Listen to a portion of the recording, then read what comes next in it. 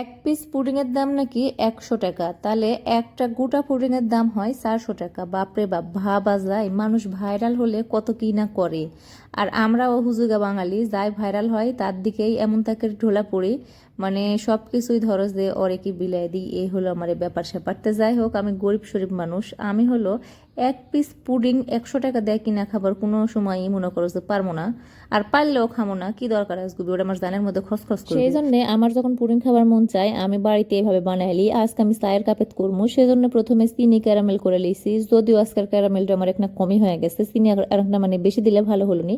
যাই হোক, ব্যাপার লয় ওর এখনো। তারপরে একটা ডিম লিছি, একটা ডিমে অল্প পরিমাণে চিনি লিছি, কারণ চিনি আমার সব সময় মানে মিষ্টি কমই ভালো লাগে।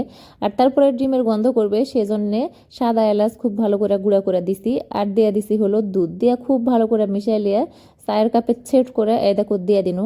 এটা হতে খুব বেশি সময় লাগবে না, 20 মিনিটের মতো সময় লাগবে। যাই হোক, হয়ে গেছে। তারপরে ফ্রিজের মধ্যে থুসনু 1 ঘন্টার মতো। তারপরে দেখো কত সুন্দর পুডিং আমার হয়ে গেছে। এত সুন্দর পুডিং করে পাতে আবার কিসের জন্য বাজারের থেকে কিনা খামো কও? কেমন লাগলো এই রেসিপিটা অবশ্যই কিন্তু তোমরা কমেন্ট করো।